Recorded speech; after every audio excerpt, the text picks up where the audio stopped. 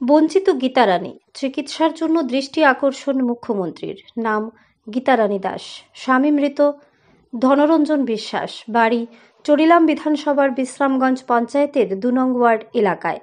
জটিল রোগে আক্রান্ত হয়ে গত ৬ মাস আগে না ফেরার দেশে চলে যান স্বামী ধনরঞ্জন বিশ্বাস।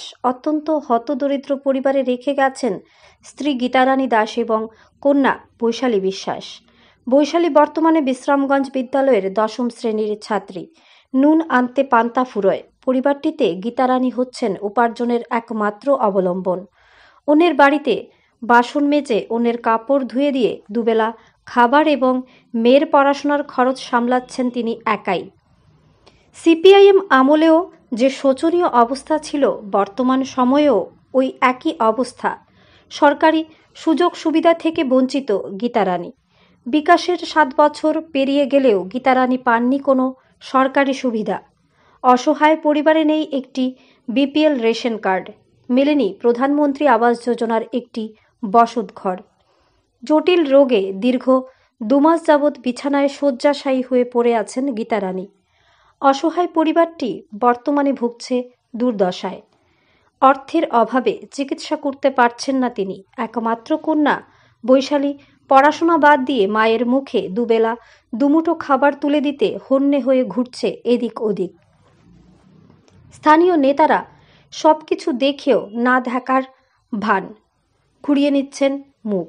এই অবস্থায় গীতারানী বুঝতে পারছেন না তিনি কি করবেন, কেই বা শুনবে ওনার করুণ আর্তনাদ। তাই অসহায় গীতারানী চিকিৎসার জন্য রাজ্যের মুখ্যমন্ত্রীর দৃষ্টি আকর্ষণ করেছেন, যাতে মুখ্যমন্ত্রী ওনাকে সাহায্যের হাত বাড়িয়ে দেন। তাহলে হয়তোবা কিছুটা হলেও স্বস্তির নিঃশ্বাস ফেলবেন তিনি। অনাকাঙ্ক্ষিত বুক ভরা আশা নিয়ে তাকিয়ে অসহায় পরিবারটি। ব্যুরো রিপোর্ট, আরি, ধর্মনগর।